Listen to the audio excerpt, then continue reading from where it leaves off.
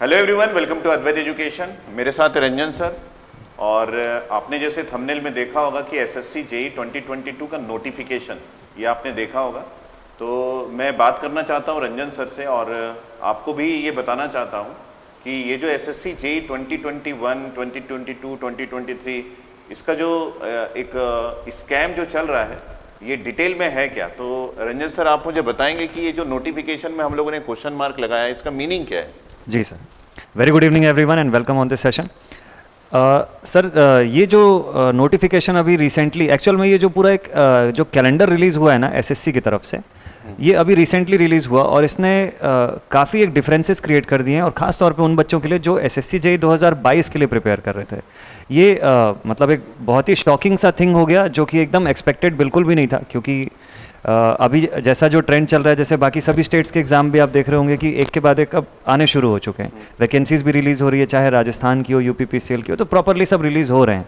ठीक है, तो कोविड-19 का सिचुएशन जो था that was a different thing, लेकिन अब ग्रेजुअली सब स्टेट्स अपने वैकेंसीज जो है जहाँ पर रिलीज़ कर रहे हैं। वहीं एसएससी ने 2021 के लिए तो अपना प्लान जो है उसने डिक्लेयर किया हुआ है on it's academic calendar, but problem ये हो गई कि 2022 के लिए जो बच्चा प्रिपेयर कर रहा था सर, उसके लिए कोई भी प्लान उसके कैलेंडर में कहीं भी नहीं है।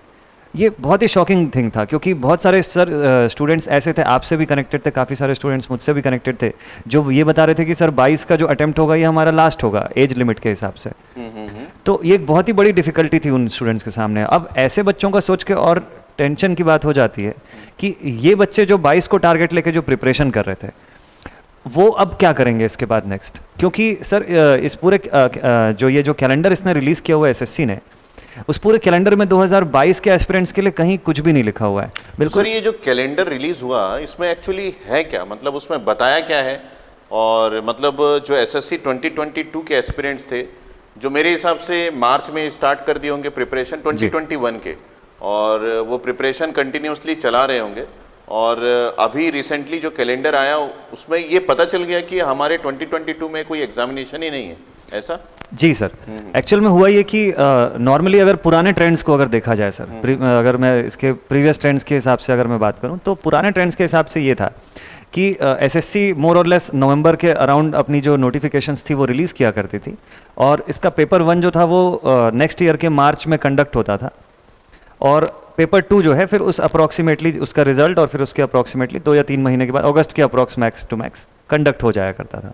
तो मतलब विद इन अ ईयर एक पूरा वाइंड अप जो था इसका कंप्लीटली हो जाया करता था। इस बार ये जो एकेडमिक जो कैलेंडर इसका निकला है, एसएससी का जो ओवरऑल जो कैलेंडर जो रिलीज़ हुआ है, इसमें सबसे बड़ा इशू ये आया है कि 2021 का नोटिफिकेशन जो कि एक्सपेक्टेड था कि अभी नवंबर में आए, नवंबर या दिसंबर, अगर लेट भी होता तो दिसंबर तक एक्सपेक्टेड था, तो अब इन्होंने अपने कैलेंडर में ये बताया हुआ है कि अब ये 21 का नोटिफिकेशन अभी आएगा ही नहीं। 21 का नोटिफिकेशन सीधा आपको देखने को मिलेगा 2022 के नवंबर पर। तो ये सर सीधे 1 ईयर का लैग, और अगर 22 के नवंबर पर ये होगा तो ये इसका एग्ज़ाम अब उसने आगे इसमें ये मेंशन किया हुआ है कि इनका एग्ज़ाम अब मार्च 2023 में होने वाला है, फर्स्ट पेपर 1। तो उस हिसाब से तो जो स्टूडेंट है जो प्रिपेयर कर रहा था उसका सीधे 1 साल का नुकसान हो जाता है यहाँ पर। और 22 के बारे में इसमें कुछ भी नोटिफिकेशन नहीं है, मतलब कुछ भी इंफॉर्मेशन नहीं है 2022 का जो वैकेंसी आना था वो कब आएगा, क्योंकि एक्चुअल में देखा जाए तो एसएससी 2022 का जो नोटिफिकेशन था वो रिलीज होना चाहिए था 2022 के नवंबर मंथ में, तो उसका कहीं पर भी कुछ नहीं है, तो हम ऑलरेडी 1 साल पीछे चले गए वहाँ से। अच्छा, मैं आपसे बात करूं कि इसके पहले जब एसएससी का एग्ज़ाम हुआ था वो कब हुआ था, और क्या उसका सिलेक्शन प्रोसेस पूरा कंप्लीट है या फिर उसमें कुछ बचा हुआ है कि एसएससी मतलब हर साल कुछ ना कुछ इस तरीके का हरकत करता है जिसकी वजह से स्टूडेंट परेशान होते हैं, ऐसा एसएससी के साथ है? नहीं सर, एक्चुअल में एसएससी का जो प्रीवियस जो एग्ज़ाम्स का जो ट्रेंड्स रहा है ना वो काफ़ी रिलायबल और डिपेंडेबल रहा है। मतलब स्टूडेंट्स इसीलिए उसको फॉलो भी करते थे क्योंकि रेगुलर बेसिस पे प्रॉपर वैकेंसीज भी आ रही थी एसएससी में। मतलब जैसे कि और भी कुछ अलग सेंट्रल गवर्नमेंट के एग्जाम्स हैं जिसमें ऐसा इशू आता था कि मतलब सिलेक्शन कंप्लीट होते होते कि 2 साल 2.5 साल का प्रोसेस लग रहा है, लेकिन अगर एसएससी की बात की जाए तो काफ़ी पर्टिकुलर था एसएससी। एटलीस्ट 2019 तक के एग्जाम तक उस देखा गया कि बिल्कुल पर्टिकुलरली सारी चीज़ें चल रही थी। एग्जाम सिलेक्शन पूरा ऑलमोस्ट 1 ईयर का प्रोसेस था जिसमें वाइंड अप होके वो पहुंच रहा था। मतलब हम लोग जिम्मेदार माने यहाँ पे कोविड-19 जो आया हुआ था उसको? सर कोविड-19 की सिचुएशन को भी उतना नहीं बोला जा सकता। अगर 2020 या 21 का जो ड्यूरेशन था, जैसा कि देख सकते हैं हम लोग कि नवंबर में पेपर 2 जो कंडक्ट हुआ 20 का, और इससे पहले मार्च में जो उसने कंडक्ट करवाया, तो वो जो सिचुएशन थी वो अंडरस्टैंडेबल थी कि चलिए कोविड-19 की वजह से वो था।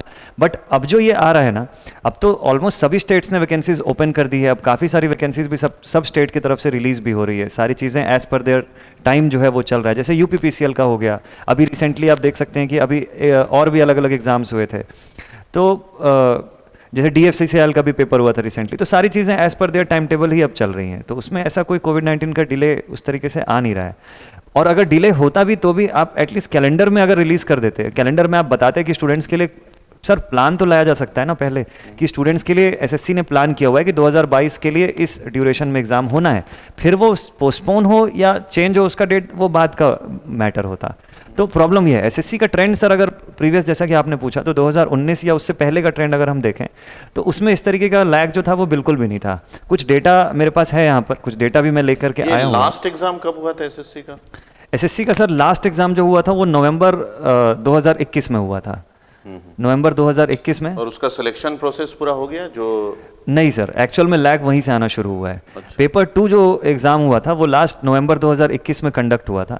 2020 का एग्ज़ाम था जो 2000 नवंबर में, जो 2020 का नोटिफिकेशन था एक्चुअली, तो 2021 में अभी नवंबर में ये कंप्लीट हुआ पूरा पेपर 2। बट उसका भी सिलेक्शन अभी अवेटेड है, यानी फाइनल रिजल्ट जो है पेपर 1 प्लस पेपर 2 का जो फाइनल रिजल्ट आता है, और फिर जो बच्चे जो डिपार्टमेंट वाइज जिन्होंने जो ऑप्ट किया होगा अपने रिस्पेक्टिव पोस्ट के लिए, तो उनका जो फाइनल मेरिट लिस्ट आता है वो बचा हुआ है। Final merit list and selection उसमें बचा हुआ है। कायदे से देखा जाए तो सिर्फ 2019 का ही प्रोसेस है लास्ट, वो कंप्लीटेड है।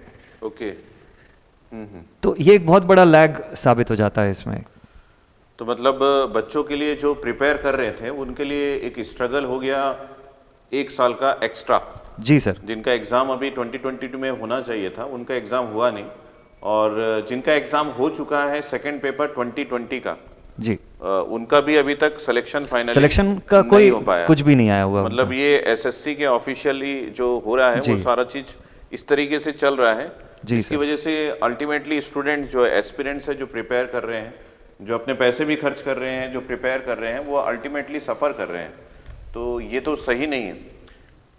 एक चीज़ और मैं आपसे पूछना चाहूँगा सर कि ये जो कट ऑफ मार्क्स है स्टूडेंट्स को, कई बार जो प्रिपरेशन कर रहे हैं, अब तो ये सब चीज़ें चली रही है, एसएससी का मतलब नोटिफिकेशन आ चुका है, अब तो वो चीज़ें चेंज होने के लिए एक बहुत बड़ा स्ट्रगल है हमारे लिए भी और स्टूडेंट्स के लिए भी, कि किस तरीके से चीज़ें बदली जाएं वापस से, और उसके लिए हम एफर्ट करेंगे as an Advait education team और यहाँ के फैकल्टीज़, और आप लोग का सपोर्ट भी लेंगे।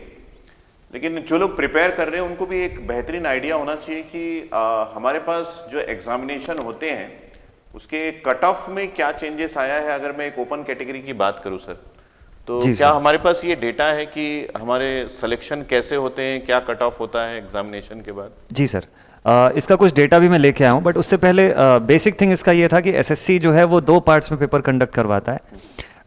जेई लेवल के एग्जामिनेशन में अगर 2 फॉर्म में अगर या 2 पेपर्स का कंडक्शन के हिसाब से हम देखें तो एसएससी काफ़ी इसमें प्रोमिनेंट है। पेपर 1 एंड पेपर 2 जो होते हैं इसके एमसीक्यू और कन्वेंशनल बेस्ड पेपर्स होते हैं। पेपर 1 एमसीक्यू फुल्ली होता है और पेपर 2 जो है वो कन्वेंशनल पेपर एसएससी कंडक्ट करवाया करता था सर। और इसके सबसे अच्छी एक इसकी ये चीज़ थी कि यहाँ पर बहुत सारे जो गवर्नमेंट ऑर्गेनाइजेशंस हैं वो एक साथ पार्टिसिपेट करते हैं। जैसे गेट के एग्जामिनेशन में जैसे पीएसयूज़ का जिस तरीके से पार्टिसिपेशन होता है, एसएससी के एग्जामिनेशन में भी सर ऐसे मल्टीपल गवर्नमेंट ऑर्गेनाइजेशन जैसे कि बीआरओ हो गया, बॉर्डर रोड ऑर्गेनाइजेशन हो गया, एमईएस हो गया, सीपीडब्ल्यूडी हो गए, ये सब इसके पार्टिसिपेंट्स होते हैं। तो मतलब एक स्टूडेंट एक एसएससी का एग्ज़ाम क्लियर करके उसके पास ये ऑप्शन बन जाता है कि वो अपने रिक्वायरमेंट के हिसाब से इन मल्टीपल स्ट्रीम्स में से किसी में भी ऑप्ट कर सकता है। वहाँ पर इसको पेपर 1 को सबसे पहले तो स्टूडेंट को पेपर 1 का कट ऑफ क्लियर करना होता है सर। मतलब पेपर 1 में उसको टॉप जो मेरिट लिस्ट जो क्रिएट होती है उसमें उसको आना होता है टॉप पर। फिर उसके बाद नेक्स्ट उसके बेसिस पर वो एलिजिबल होता है पेपर 2 के लिए।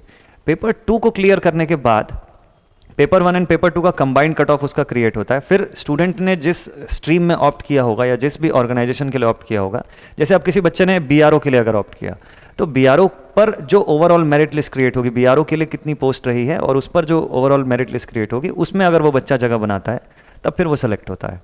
तो ये ओवरऑल कंडीशन थी एसएससी की।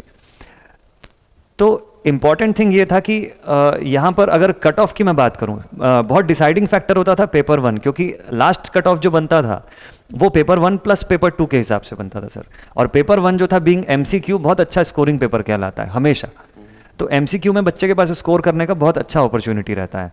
तो MCQ का कुछ मैंने रिसेंट ट्रेंड्स जो था, जो मतलब जो प्रीवियस कुछ एग्जाम्स का एनालिसिस जो था वो मैंने रखा हुआ है, वो मैं लेकर के आया हूँ। कट ऑफ का भी अगर हम एनालिसिस देखें, क्योंकि कोई एस्पिरेंट अगर प्रिपेयर कर रहा है तो ये सबसे पहली चीज़ होती है आफ्टर सिलेबस, ये सबसे इंपॉर्टेंट थिंग यही होती है कि वो उस कट ऑफ का भी प्रॉपर एक जायजा रखे, कट ऑफ का भी प्रॉपर उसको एक आइडिया होना जरूरी है। स्टूडेंट जो प्रिपेयर कर रहे हैं उनको एक नॉलेज होना चाहिए कि अब तो SSC की जो नोटिफिकेशन आनी थी आ गई है, और हमको ये भी पता चल गया है कि 2022 जो है उसमें लैग है, और 2022 एग्जामिनेशन का कोई भी डिटेल हमारे कैलेंडर में नहीं है।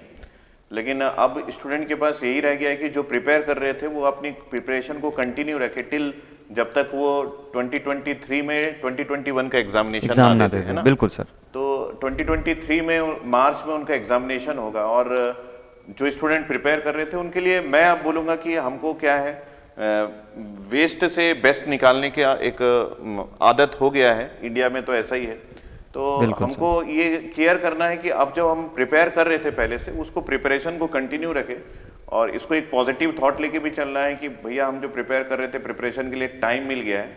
मैं ये ज़रूर बोलूँगा कि काफ़ी सारे स्टूडेंट्स का ईयर लॉस हो गया है, क्योंकि जब उनकी नौकरी लग जानी चाहिए थी उसमें एक साल का एक्सटेंशन हो गया है। काफ़ी सारे स्टूडेंट्स जो प्रिपेयर कर रहे थे, मान लीजिए वो एज के एड्स पे है, तो उनका एज जो है वो ख़त्म हो जाएगा और वो लैग हो जाएंगे, कहीं ना कहीं अपने जॉब से हाथ धो बैठेंगे अगर वो SSC के एस्पिरेंट्स है तो। बिल्कुल सर। तो ये सब लॉस तो ज़रूर है, लेकिन क्योंकि सारा कुछ हो गया है अब एक इसमें पॉजिटिव ढूंढना ये हमारा काम है, सिर्फ और सिर्फ नेगेटिव नहीं। तो पॉजिटिविटी इसमें ये है कि हमारे पास प्रिपरेशन का टाइम मिल गया है, तो हम अपने प्रिपरेशन को और अच्छे से करते हैं, एक मजबूती के साथ हमारा प्रिपरेशन करते हैं। तो इससे पहले कि हम प्रिपेयर करें, अगर कोई नया एस्पिरेंट्स है जिसको ओवरऑल आइडिया नहीं है, तो उनको एक बेहतरीन आइडिया लग जाए कि उसको अपनी कैटेगरी में कट ऑफ कितना फेस करना पड़ेगा। तो वही कट ऑफ मैं आपसे डिस्कस कर रहा था। तो आपके पास अगर डेटा है, हाँ तो एक बार हम लोग डेटा के बारे में डिस्कस करते हैं कि ये कट ऑफ का डेटा होता है और आपको इतने मार्क्स मिनिमम लाने ही पड़ेंगे अगर आप सिलेक्शन में अपना नाम चाहते हैं तो। बिल्कुल सर, आपका डेटा थोड़ा सा बच्चों के साथ शेयर कीजिए। जी सर, जी सर। तो सर ने एक बहुत अच्छी चीज़ कही कि अब आप लोगों के पास अब जो अपॉर्चुनिटी आ रही है आपको उसको ही कन्वर्ट करना ज़रूरी है, ठीक है। और आगे बढ़ना लाइफ में सबसे ज़्यादा इंपॉर्टेंट है अगर आप एक एस्पिरेंट है, अगर आप प्रिपरेशन कर रहे हैं। तो अब इस अपॉर्चुनिटी के लिए सबसे इंपॉर्टेंट थिंग है कि आपको पास्ट ट्रेंड्स क्या रहा है, प्रीवियस कट ऑफ्स का कैसा कंडीशन रहा है, कट ऑफ्स अगर पेपर 1 के लिए आप प्रिपेयर कर रहे हैं तो किस लेवल तक गया है, तो वो उसका एक थोड़ा सा आइडिया होना चाहिए। तो मेरे पास कुछ डेटा है, मैं आप लोगों के साथ शेयर करता हूँ जल्दी से। सर जैसा कि हम देख सकते हैं, अगर 2015 के SSC के पेपर की हम बात करें, 2015 के SSC से अगर मैं शुरुआत करूं, तो पेपर 1 का अगर मैं कट ऑफ बताऊं, अनरिजर्व कैटेगरी इलेक्ट्रिकल ब्रांच के लिए, इलेक्ट्रिकल स्ट्रीम के लिए, जी जी, पेपर 1 का, पेपर 1 क्योंकि मेन डिसाइडिंग फैक्टर होता है सर शुरुआत में, क्योंकि पेपर 2 के लिए वो तभी एलिजिबल होगा बच्चा जब वो पेपर 1 पहले क्लियर करता है। तो 2015 का ट्रेंड अगर हम देखें तो यहाँ पर आउट ऑफ 200 131 के अप्रॉक्स जो था, 131 के अप्रॉक्स का जो डेटा था वो गया था जो कट ऑफ, जो लास्ट सेलेक्टेड स्टूडेंट का जो था। जो भी हम बात कर रहे हैं वो इलेक्ट्रिकल एस्पिरेंट्स का बात कर। जी जी जी सर। तो इलेक्ट्रिकल एस्पिरेंट्स के लिए मैं अनरिजर्व कैटेगरी का आपको ये बता रहा हूँ कि कट ऑफ कैसा गया था, ठीक है। आप लोगों को भी जस्ट क्योंकि आप लोग सब प्रिपेयर कर रहे हैं तो एक अच्छा सा आइडिया होना जरूरी है। तो 131 के अप्रॉक्स का डेटा जो था वो गया था सर फॉर 2015। 2016 पर जो था ये रिड्यूस होके 115 के अराउंड चला गया था, ये जो इनका कट ऑफ था। सर मतलब रिड्यूस हो गया तो पेपर टफ था या फिर स्टूडेंट्स नहीं बना पाए, ऐसा कुछ रीजन रहा होगा? कट ऑफ सर एक्चुअली बहुत सारे सब फैक्टर्स के ऊपर डिपेंड कर रहा था। एक्चुअल में जितने बच्चे जो अपीयर हुए, जितने जो अपीयरिंग स्टूडेंट्स थे उनके नंबर्स में अगर चेंज हो रहा है या पेपर का लेवल, डिफिकल्टी लेवल जिस हिसाब से बढ़ता है तो कट ऑफ फिर वैसा रिड्यूस हो जाता है। तो ऐसे कुछ फैक्टर्स थे। अगर पेपर का एनालिसिस भी अगर हम लोग देखें तो जो 2015 का पेपर था उसके कंपैरिजन में जो नेक्स्ट पेपर था 2016 का जो पेपर था उसका पेपर 1 कंपैरेटिवली थोड़ा ज़्यादा न्यूमेरिकल बेस्ड पेपर था। ऐसा स्टूडेंट्स से जो एनालिसिस हुआ और जो हम लोगों ने भी जो पेपर का ट्रेंड एनालाइज किया है तो 2016 के पेपर को थोड़ा ज़्यादा न्यूमेरिकल ओरिएंटेड पेपर समझा जा सकता है। तो इन जनरल एसएससी का पेपर कैसा रहता है, थियोरेटिकल बेस्ड कि न्यूमेरिकल बेस्ड, ये भी स्टूडेंट्स को पता रहे, हमको तो पता है जी जी लेकिन एक डिस्कशन में आज एसएससी का चल ही रहा है, तो मैं सोचता हूँ कि स्टूडेंट्स को भी पता चल जाए। एक्चुअल में सर एसएससी का जो पेपर होता है ना, क्योंकि जेई लेवल का एग्जाम है ये, तो काफ़ी हद तक कंसेप्ट बेस्ड और बेसिक से चीज़ें ज़्यादा पूछती है। थ्योरेटिकल ओरिएंटेशन ज़्यादा देखने को मिला है अभी तक के। अगर 2015 से मैं अगर अभी 20 तक के एग्जाम का भी अगर एनालिसिस बताऊं, तो ओवरऑल अगर देखें तो थ्योरेटिकल ट्रेंड ज़्यादा रहा है इसमें, और बहुत कम ही ऐसा हुआ है कि न्यूमेरिकल पेपर का वेटेज ज़्यादा रहा या न्यूमेरिकल पार्ट का वेटेज ज़्यादा रहा इस पेपर में, ऐसा उतना ज़्यादा देखने को नहीं मिला है। बट हाँ, जब देखने को मिला भी है तो उस कंडीशन में भी वो बेनिफिशियल रहा है स्टूडेंट्स के लिए। मतलब वो न्यूमेरिकल भी ऐसा नहीं होता है कि बहुत ज़्यादा डिफिकल्ट लेवल के हैं, मतलब एक स्टूडेंट जो डिप्लोमा लेवल पे प्रिपेयर कर रहा है, मतलब छोटे छोटे फार्मूलाज होते हैं उन पे बेस्ड बिल्कुल, न्यूमेरिकल्स बिल्कुल। रहते होंगे। तो कंसेप्चुअल हैंडल जो है वो आपका बहुत अच्छा होना चाहिए जी जब सर। आप प्रिपेयर कर रहे हैं, कंसेप्चुअली चीज़ों को समझते जाए और इन बिटवीन जो छोटे छोटे न्यूमेरिकल्स आते हैं वो भी बनाते जाए। हमारे फैकल्टी भी ऐसा ही प्रिपेयर करवाते होंगे जैसे आप एसएससी के स्टूडेंट्स को पढ़ाते हैं। आप 2 से 3 सब्जेक्ट लेते हैं, जैसे आप BEE लेते हैं, UEET लेते हैं और एस्टिमेशन एंड कॉस्टिंग लेते हैं। जी सर। तो आपका भी प्रिपरेशन इसी तर्ज पे रहता होगा कि आप जो कट ऑफ अभी हम लोग डिसाइड प्रीवियसली जो डिसाइडिंग फैक्टर था, हाँ, उसके अकॉर्डिंग आप थ्योरेटिकल और न्यूमेरिकल कंसेप्ट का सामंजस्य बिल्कुल बराबर लेके चलते होंगे। जी सर, ये बहुत इंपॉर्टेंट होता है कि स्टूडेंट्स को जब पढ़ा भी रहे होते हैं ना, तो काफ़ी सारी चीज़ें, क्योंकि कभी कभी ऐसा भी होता है कि कोई टॉपिक है उसके अंदर कुछ डीप कोई कंसेप्ट है जिसके थ्रू क्वेश्चन आ सकता है, बन सकता है, डेरिवेशन के बीच के किसी पोर्शन से क्वेश्चन बन सकता है। तो वो उस दौरान ना, और दोनों चीज़ों को माइंड में रख के हम लोग पढ़ाते हैं कि क्योंकि पेपर 2 भी वो बच्चा अटेम्प्ट करने वाला है, तो पेपर 2 और पेपर 1 के बीच में बहुत ज़्यादा उसको डिफरेंस नहीं मिलने वाला होता है, बहुत ज़्यादा गैप नहीं मिलने वाला होता है। तो जब प्रिपरेशन हम करा रहे होते हैं तो उसको इस तरीके से पूरा प्रिपेयर करवाएं कि उसका पेपर 1+2 दोनों प्रिपेयर हो जाए। तो ये बहुत इंपॉर्टेंट है कि किस चीज़ पे किस जगह पे स्ट्रेस देना है स्टूडेंट को, क्योंकि कई बार बच्चे कंफ्यूज होते हैं सर। ये जो हम पॉइंट डिस्कस कर रहे हैं ये डेफिनेटली सेल्फ प्रिपेयरिंग स्टूडेंट्स को भी लिए भी वर्क करेगा, क्योंकि वो जब खुद से पढ़ाई कर रहा है या फिर बुक से पढ़ाई कर रहा है तो डेफिनेटली उसको दोनों का जो ट्रेंड है वो फॉलो करके चलना पड़ेगा, तभी जाके वो एक अच्छा स्कोर या फिर कट ऑफ स्कोर को अपने लिए गेन अचीव कर सकता है। बिल्कुल सर, क्योंकि प्रॉब्लम क्या है कि आफ्टर पेपर 1 ना पेपर 2 के लिए बहुत ज़्यादा समय नहीं मिलता है। तो अगर कोई ये सोचे कि मैं पहले पेपर 1 क्लियर कर लूँ और उसके बाद शुरू करूँ पेपर 2 की प्रिपरेशन, तो तब तक आप पीछे हो जाएंगे, तब तक बहुत लेट हो जाएगा उस चीज़ के लिए। तो जब आप पेपर 1 के लिए प्रिपेयर कर रहे हैं तो उसी कंसेप्ट को इलेबोरेटेड फॉर्म में आप पढ़िए, आपको ये पता हो कि पेपर 2 में किस तरीके से क्वेश्चंस आते हैं। जैसा कि हमारे जो लाइव ऐप क्लासेस में भी सर, जब ये क्लासेस जब चल रही होती है उस ड्यूरेशन में भी बच्चों को जब पढ़ाया जाता है, तो कौन सा कंसेप्ट पेपर 2 के पॉइंट ऑफ व्यू से ज़्यादा इंपॉर्टेंट है उस पर फिर अलग से स्ट्रेस देके उसमें बता के फिर हम लोग पढ़ाते हैं कि नहीं, ये इस चीज़ को आप पेपर 2 के हिसाब से भी प्रिपेयर करिए। तो ये एक बड़ा इंपॉर्टेंट फैक्टर होता है। तो कट ऑफ की मैं बात कर रहा था सर, तो कट ऑफ में आगे का अगर मैं ट्रेंड आपको बताऊं कि उसके बाद फिर अगर जैसे 2017 का एग्जाम की मैं बात करूं, तो 2017 का जो एसएससी का पेपर था, इसका कट ऑफ लगभग 136.25 के आसपास जनरल कैटेगरी के लिए गया हुआ था फॉर अनरिजर्व कैटेगरी और इलेक्ट्रिकल ब्रांच। मतलब फिर से बढ़ गया, तो ये कट ऑफ फिर से इंक्रीज हुआ। तो अब ये कट ऑफ का इंक्रीज जो था, क्योंकि अगर बच्चों से अगर फीडबैक भी जैसा लिए थे, ओवरऑल पेपर का भी एनालिसिस हुआ था, तो इससे समझ में आया कि नहीं, पेपर कंपैरेटिवली थोड़ा सा मॉडरेट लेवल या ईजियर लेवल पे जो था, ज़्यादा थ्योरेटिकल क्वेश्चंस स्टूडेंट्स को दिखे थे। तो ऐसे केस में ये डिफरेंस होता है।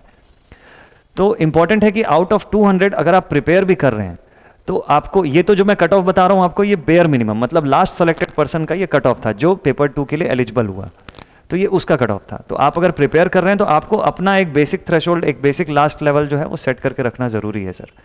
तो ये बड़ा इंपॉर्टेंट है। पेपर अगर जैसे 2018 के पेपर की बात करें तो इसमें कट ऑफ फिर सडनली इंक्रीज हुआ था। 2018 का पेपर जो था, क्योंकि कई सारे स्टूडेंट से बातचीत होती रहती है जो उस समय भी जिन लोगों ने जो पेपर दिलाए, तो वो लोग भी बताते हैं कि नहीं सर 18 का पेपर हमको टफ लगा थोड़ा सा, 18 में थोड़ा सा ट्रेंड उसने चेंज किया। 18 में कट ऑफ जो था वो 152 प्लस चला गया था, 152 क्रॉस कर गया था वो कट ऑफ। तो हालांकि अगर देखें, क्योंकि हर बार अगर आप प्रीवियस ईयर पेपर को ही अगर फॉलो कर रहे हैं, क्योंकि कई बार बच्चे जब प्रिपेयर कर रहे होते हैं तो एक बहुत बड़ी गलती करते हैं कि सिर्फ और सिर्फ प्रीवियस ईयर पेपर्स के ही सॉल्यूशंस पे डिपेंडेंट रह जाते हैं। तो वो एक थोड़ा सा, क्योंकि पैटर्न्स धीरे धीरे चेंज होते रहते हैं, टाइम टू टाइम ये लोग क्वेश्चंस का लेवल पे रिवाइज करते रहते हैं। कुछ देखिए, टॉपिक तो वही रहेगा, सब्जेक्ट आपका वही है, लेकिन क्वेश्चन उसमें से जो बनते हैं वो डिफरेंट टाइप के बनते हैं। और ये चीज़ जब आपको, जब कोई टीचर क्लासरूम प्रोग्राम में अगर गाइड कर रहा होता है तो ये उस समय वो प्रॉपरली बता पाता है कि मतलब आप ये टॉपिक पढ़ रहे हैं तो डीपली इसमें कहाँ कहाँ से किस किस तरीके से क्वेश्चन पूछे जा सकते हैं, तो वैसा कुछ 18 में देखने को मिला था। तो उसका जो डेटा है जैसा मेरे पास कि 152.16 इतना चला गया था कट ऑफ, जो last selected person for paper. मैं मानूं कि लगभग 75%। जी सर, है ना? जी जी जी। तो आउट ऑफ 200 बेहतरीन प्रिपरेशन की जरूरत है, और मतलब समय मिल चुका है। अब अगर आप प्रिपरेशन कर रहे थे 2020 के लिए, इन जनरल स्टूडेंट्स की एक आदत होती है कि लास्ट आवर्स में ही प्रिपरेशन करते हैं, और लास्ट आवर्स में हम लोग को ये पता चल जाए कि हमारा जो एग्ज़ाम है वो टल गया है, तो कई बार काफ़ी सारे स्टूडेंट्स को खुशी भी होती है, और जो अच्छे से प्रिपेयर कर गए हैं वो उनको थोड़ा सा गम होगा। लेकिन जो मैं देखा हूँ कि कई बार स्टूडेंट्स खुश भी होते हैं कि हमको 1 साल का प्रिपरेशन मिल गया है, और कैलेंडर भी अब आ चुका है, तो यहाँ पे हमारे हाथ में यही रह गया है कि हम एक बेहतरीन प्रिपरेशन के साथ 2023 में जो 2021 का एग्जामिनेशन होने वाला है उसके लिए अपना एफर्ट पूरा लगा दे एकदम फोकस तरीके से। तो स्टूडेंट्स, आप लोग को भी यही करना है कि आपको भी एकदम फोकस्ड एफर्ट लगाना है। 2021 का एग्जामिनेशन जो 2023 में मार्च में शेड्यूल किया गया है अकॉर्डिंग टू एसएससी जेई का जो ऑफिशियल कैलेंडर आया है उसके अकॉर्डिंग। जी सर। तो अब as an Advait education team हमारे तरफ से भी कुछ एफर्ट स्टूडेंट के लिए रहना चाहिए। सर एक्चुअल में यही मैं आपसे पूछना चाह रहा था कि अब एज ए स्टूडेंट, एक स्टूडेंट की तरफ से अगर मैं सोचूं तो ये चीज़ जो है सर वो जस्टिफाइड नहीं है एक्चुअल में। अब 2022 के लिए जो बच्चा प्रिपेयर कर रहा था उसके माइंड में कहीं ना कहीं एक चीज़ रह जाएगा कि सर मतलब ये हमारे साथ गलत हो रहा है। तो ऐसे केस में एज ए स्टूडेंट, मतलब एक स्टूडेंट की तरफ से और अद्वैत एजुकेशन की तरफ से भी ऑब्वियसली, कि क्या करना सही रहेगा, मतलब अब स्टूडेंट जो है वो कैसे इस चीज़ देखिए, एज एन स्टूडेंट हम ऐसा प्रोटेस्ट तो नहीं कर सकते कि तोड़फोड़ कर दिए या फिर कुछ ऐसा किसी को हार्म कर दिए। हम एक साइलेंट प्रोटेस्ट कर सकते हैं, और आजकल जो हमारे पास काफ़ी सारी चीज़ें आ गई हैं नई टेक्नोलॉजी में प्रोटेस्ट करने के लिए, जिसमें हम फेसबुक, इंस्टाग्राम, ट्विटर जो एक अच्छा माध्यम है किसी भी गवर्नमेंट ऑफिशियल्स तक पहुंचने का, तो मैं ये बोलता हूं कि ये ट्विटर का हम लोग भी सहारा लेते हैं। और रिसेंटली मैंने अद्वैत एजुकेशन टीम AEJE का जो ट्विटर हैंडल है उसके थ्रू हमारे SSC JEE के ऑफिशियल ट्विटर हैंडल में ट्वीट भी किया है, और हम लोगों ने उसको शेयर भी किया है। हमारे AEJE का जो अद्वैत एजुकेशन के टेलीग्राम के चैनल का जो डिस्कशन ग्रुप है और चैनल है, 2 चीज़ें हैं हमारे पास। तो अगर आप लोग फॉलो नहीं करते होंगे तो फॉलो कीजिए, लिंक इस वीडियो के कमेंट सेक्शन में आपको दिख जाएगा।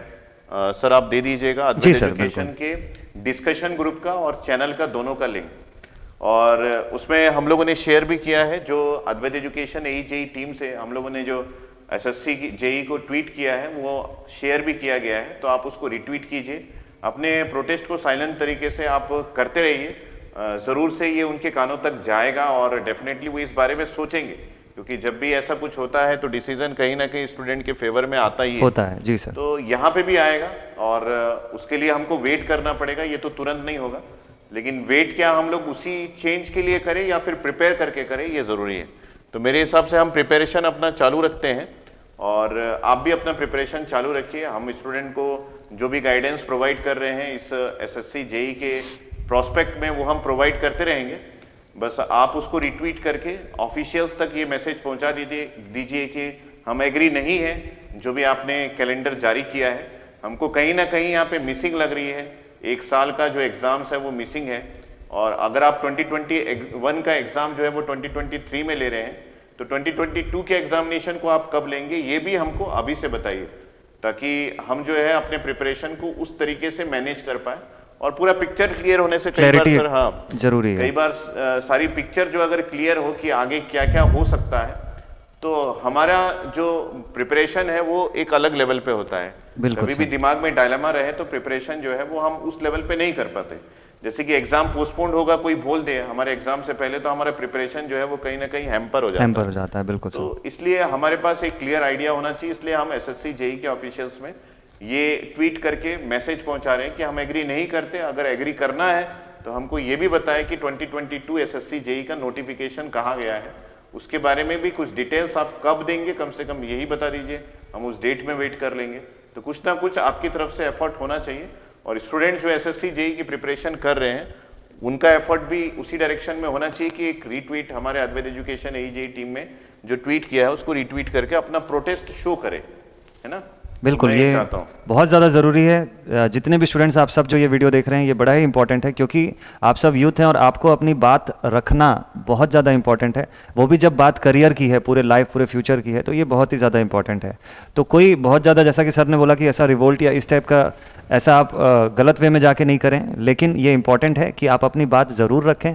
और अद्वैत एजुकेशन टीम ने जैसा कि जो ट्वीट किया हुआ है, डेफिनेटली आप अगर टेलीग्राम ग्रुप एंड चैनल पर हमारे ऑफिशियल पर नहीं जुड़े हुए हैं तो डेफिनेटली जुड़िए। इसका लिंक यहाँ पर आपको मिल जाएगा और वहाँ जाके आप देखिए, उस पर जो ट्वीट है वो भी प्रॉपर वहाँ पर शोन है, आप उसके थ्रू उसको रीट्वीट कर सकते हैं। एटलीस्ट आपका मैसेज जो है वो ऑफिशियल्स तक पहुँचना बहुत ज़्यादा ज़रूरी है, ठीक है। तो ये बड़ा इंपॉर्टेंट है सर। सर लास्ट आपसे एक क्वेश्चन करना चाहूँगा मैं कि अब ये तो है कि ठीक है, अब ट्विटर पर बच्चे अपने तरफ से इसके अगेंस्ट में बात करें, लिखें, ऑफिशियल्स तक चीज़ें पहुँचें, बट अब जो बच्चा जो प्रिपेयर कर रहा है, अब एक नया माइंडसेट और एक नया प्रिपरेशन स्ट्रैटेजी और एक मेंटल लेवल उसको क्रिएट करने की ज़रूरत है।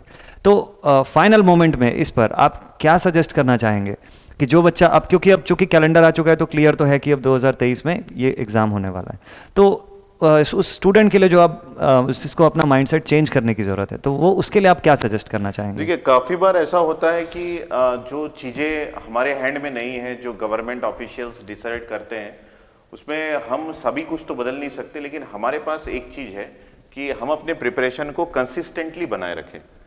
तो अगर कोई भी स्टूडेंट, देखिए काफ़ी सारे स्टूडेंट होते हैं जो एग्ज़ाम आते आते और एग्ज़ाम आने से पहले मैदान छोड़ के भाग जाते हैं, लेकिन सिलेक्शन उसी का होता है जो कंसिस्टेंटली अपना पूरा फोकस्ड एफर्ट जो है वो एंड दम तक लगाता है। तो अब जब डिसाइड हो ही गया है कि भाई 2023 में एग्जामिनेशन होगा ही होगा और ये ऑफिशियल कैलेंडर में दिख भी गया है, तो हम उस तरीके के स्टूडेंट ना बने कि भाई हम एफर्ट करना छोड़ दें और कुछ दिन एंजॉय करें और एंजॉय करने के बाद फिर सोचेंगे कि भैया बहुत टाइम है, हम आराम से प्रिपेयर करेंगे। इस तरीके का डिसीजन बिल्कुल मत लीजिएगा, क्योंकि इस ड्यूरेशन में वो स्टूडेंट आगे निकल जाएंगे जो कंसिस्टेंटली प्रिपेयर कर रहे हैं। तो आपसे भी मेरा यही रिक्वेस्ट है, अगर आप एसएससी जेई के एस्पिरेंट्स हैं सभी से, तो आप अपना प्रिपरेशन कंसिस्टेंटली बना के रखिए और प्रिपरेशन करते रहें। बीच बीच में काफ़ी सारे एग्जामिनेशन और भी आ रहे हैं जो डिफरेंट स्टेट के जेई के हैं, आप उस एग्जामिनेशन की भी प्रिपरेशन कीजिए, उसका भी एग्जामिनेशन दीजिए। लेकिन अगर आप एसएससी जेई में फोकस्ड है तो एसएससी जेई के जो प्रिपरेशन पैटर्न है, कट ऑफ है, जो सर ने डिस्कस किया है, ये सभी डिस्कशन हम लोगों ने इस वीडियो में इसलिए किया है ताकि आपको पूरा नॉलेज रहे कि आपको कितना मेहनत करना है। इसलिए मैंने ये भी बताया कि आपको 75% लगभग कट ऑफ को क्रॉस करना ही है, तभी जाके आपका सिलेक्शन होगा, अदरवाइज आपके लिए भी पॉसिबल नहीं है कि आप एसएससी जेई के प्रिपरेशन में सेलेक्ट हो पाए। तो ये सब डिस्कशन सारा कुछ इसलिए था कि ताकि आपको एक गाइडलाइंस मिल जाए, एक प्रॉपर प्रिपरेशन स्ट्रैटेजी मिल जाए। और अभी आपको क्या डिसीजन लेना चाहिए ये बहुत इंपॉर्टेंट है। प्रिपरेशन छोड़ के भागिए मत, और नोटिफिकेशन का वेट करना भी सही नहीं है। नोटिफिकेशन जो आ चुका है उसको हम लोग बेस मानते हुए जो हमारा प्रिपरेशन है 1 साल का जारी रखते हैं और एक बेहतरीन प्रिपरेशन के बाद हम एग्जामिनेशन देते हैं। इतना समय मिला है तो जाहिर है काफी सारे स्टूडेंट्स बहुत अच्छा प्रिपरेशन कर भी लेंगे और कट ऑफ जो है वो फिर से इंक्रीज हो सकता है। कट ऑफ बार इस बार उम्मीद है कि और ज्यादा जा सकती है, वो डिपेंड करता है कि कितने स्टूडेंट कितना अच्छा स्कोर कर रहे हैं और टॉप रैंकर कौन है उसके ऊपर भी कट ऑफ डिसाइड करता है। तो कट ऑफ जो है वो ज्यादा जा सकता है, क्योंकि जिनको प्रिपरेशन का समय मिल गया वो एक गजब टाइप का एक्सपीरियंस होगा, तो समझ लीजिए कि कट ऑफ ऊपर जाना है। तो इसका मतलब है कि इस 1 साल को प्रॉपर तरीके से यूज कीजिए, एकदम बेहतरीन प्रॉपर तरीके से यूज कीजिए। अद्वैत एजुकेशन एईजेई का यूट्यूब चैनल आपके साथ है, साथ में जो पेड कोर्स के स्टूडेंट हैं जो हमारे एसएससी जेई के प्रिपरेशन कर रहे हैं इलेक्ट्रिकल ब्रांच से, उनको भी हमारा फुल सपोर्ट रहेगा। उसके लिए हम 30 दिसंबर 2021 को एक वीडियो लेके आ रहे हैं जिसका लिंक जो है वो आपको दिखना शुरू हो जाएगा। आप उस लिंक के थ्रू, उस वीडियो के थ्रू कनेक्ट होइए हमारे साथ। मैं आपको गाइड करूंगा कि किस तरीके से आप प्रिपरेशन अपना कर सकते हैं और हम क्या क्या चीजें आपको प्रोवाइड करने वाले हैं अगर आप हमारे साथ जुड़ते हैं तो। और जो जुड़ चुके हैं उनके लिए हम लोग क्या प्रोवाइड करने जा रहे हैं वो सारी चीजें उसी दिन खुलासा होगा, तो ये अच्छा रहेगा। और हम सभी बातें 30 तारीख को करेंगे ये यूट्यूब चैनल पे।